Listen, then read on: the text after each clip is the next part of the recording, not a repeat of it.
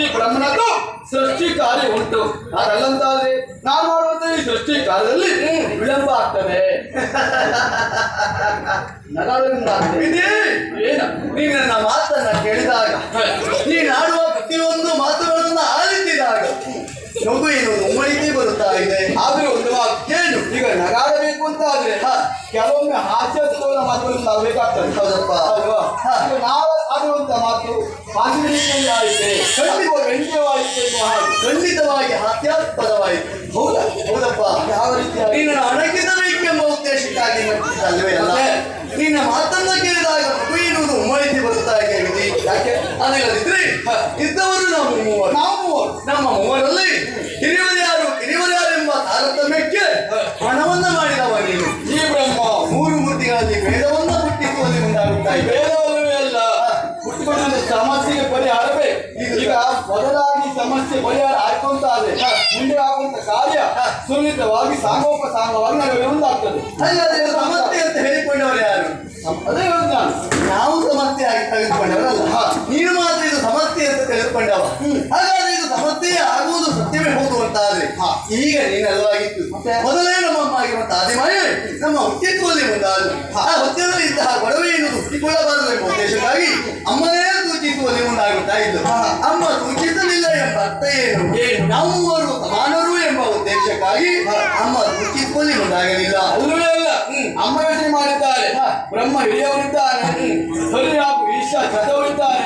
ಅದು ಸ್ವಲ್ಪ ಮಟ್ಟಿಗೆ ತಿಳ್ಕೊಳ್ಳುವಂತ ಆರಾಧನೆ ಮುಂದಿರುವ ಹಾಗೆ ಅಮ್ಮ ಹೇಳುವುದಾಗಲಿಲ್ಲ. ಹಾಗಾದ್ರೆ ಅಮ್ಮ ಹೇಳಿದ್ದು ಅಂತ ಹೇಳು.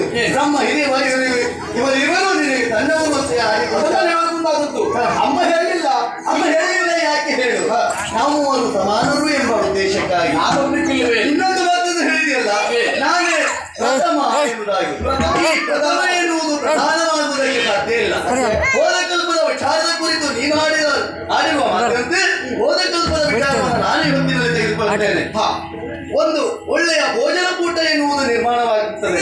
ಆ ಭೋಜನ ಕೂಟ ಎನ್ನುವುದು ನಿರ್ಮಾಣವಾದಾಗ ಆ ಭೋಜನ ಬರಬೇಕಾದದ್ದು ಏನು ಹೇಳು? ಪ್ರಥಮವಾಗಿ ಬಾಳೆ ಎಲೆ ಬರಬೇಕಾಗ್ತದೆ ಅಲ್ವಾ? ಬಾಳೆ ಎಲೆ ಬಂದ ಮೇಲೆ ಅಲ್ಲಿ ಬರುವಂತ ಭಕ್ಷ್ಯ ಭೋಜನಗಳು ಎಲ್ಲವೂ ಬಾಳೆ ಎಲೆಯನ್ನು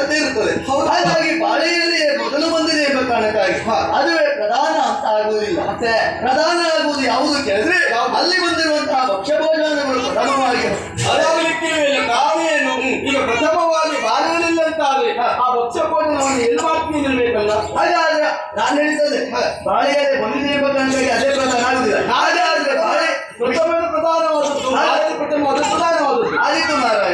ಈಗ ಬಾಳೆ ಎಲೆಗೆ ಭಕ್ಷ್ಯಭೋಜನಗಳೇ ಬರಲಿಲ್ಲ ಆ ಬಾಳೆ ಎಲೆಗೆ ಯಾವ ಬೆಲೆ ಇರುವುದಕ್ಕೆ ಸಾಧ್ಯ ಉಂಟು ಹೇಳು? ನೋಡು, ಬೆಲೆ ಇರ್ಲಿ ಇರಲಿ ಅದು ಪ್ರಥಮವಾಗಿ ಬರುವುದು ಹೇಳು. ಭೋಜನ ಮಾಡಬೇಕು ಅಂತ ಪ್ರಥಮವಾಗಿ ಬರುವುದು ಬಾಳೆ ಎಲೆ. ಹಾಗಾದ್ರೆ ಅದೇ ಪ್ರಧಾನ ಇರುವುದಾಗಿ ಅದನ್ನು ತಿನ್ನುವುದಕ್ಕೆ ಆಗುವುದಿಲ್ಲ. ಆಗುದಿಲ್ಲ. ಇಲ್ಲೂ ಹಾಗೆ ನೀನು ದೊಡ್ಡವು ಎಂಬ ಕಾರಣಕ್ಕಾಗಿ ನಿನ್ನ ಹಿರಿತನವನ್ನೇ ಒಪ್ಪಿಕೊಳ್ಳುವುದಕ್ಕಾಗುವುದಿಲ್ಲ. ಇನ್ನೊಮ್ಮೆ ವಾದಿಸಿದೆಯಲ್ಲ ನೀನು ಬ್ರಹ್ಮ ಎಂಬಂತ ಶಬ್ದಾರ್ಥ ಅಗಾಧವಾದದ್ದು, ದೊಡ್ಡದು, ಖಂಡಿತವಾಗಿ ಹೌದು, ಒಪ್ಪಿಕೊಳ್ಳುತ್ತೇನೆ. ಹಾಗಾದ್ರೆ ವಿಷ್ಣು ಎನ್ನುವಂತ ಶಬ್ದಾರ್ಥ ಏನು ಹೇಳು? ಸರ್ವವನ್ನು ವ್ಯಾಪಿಸಿದವ, ಸರ್ವವನ್ನು ವ್ಯಾಪಿಸಿದವ ಎಂಬ ಅರ್ಥದಲ್ಲಿ ನಿನ್ನನ್ನು ನಾನು ವ್ಯಾಪಿಸಿದ್ದೇನೆ ಎನ್ನುವುದೇ ಅರ್ಥ. ನಾನು ಒಪ್ಪಿಕೊಳ್ಳುವೇ ಇಲ್ಲ. ಹಾಗಾದ್ರೆ ನಿನ್ನಲ್ಲಿ ಕೇಳ್ತೇನೆ, ನೀನು ಒಪ್ಪುವುದಿಲ್ಲ ಅಂತ ಆದ್ರೆ ಆ ಸರ್ವವನ್ನು ವ್ಯಾಪಿಸಿದವ ಆ ವ್ಯಾಪಾರದಿಂದ ಹೊರಗೆ ಇದ್ದವನು ನೀನು ಅಲ್ವೇ ಅಲ್ಲ? ಅದು ಒಳಗೆ ಇದ್ದವ ನೀನು, ವ್ಯಾಪ್ತಿಯ ಪ್ರದೇಶದ ಹೊರಗೆ ಇದ್ದವಲ್ಲ, ವ್ಯಾಪ್ತಿಯ ಒಳಗೆ ಇದ್ದವ ನೀನು. ನಿನ್ನನ್ನು ನಾನು ಆವರಿಸಿದ್ದೇನೆ ಎಂಬುದೇ ಅರ್ಥ. ಹಾಗಾಗಿ ಹೆಸರಿನಲ್ಲಿ ನೀನು ಆದಿತ್ಯ ಅಂತ ಇಲ್ಲಿ ನಾನು ಹಿರಿಯವನಾಗ್ತೇನೆ. ಹಾಗಂತ ನನ್ನ ಹಿರಿತನವನ್ನು ನಾನು ಪ್ರಕಟಿಸಬೇಕು ಎಂಬ ಉದ್ದೇಶ ನನ್ನದಲ್ಲ. ಅಲ್ಲ, ನಾನು ಹಿರಿಯವ ಎನ್ನುವುದಾಗಿ ತೋರಿಸಿಕೊಳ್ಳಬೇಕು ಎನ್ನುವ ಉದ್ದೇಶವೂ ನನಗಿಲ್ಲ. ಆದರೆ ಈಗ ನನಗಿರುವ ಚಿತ್ತ ಒಂದೇ, ಆದಿ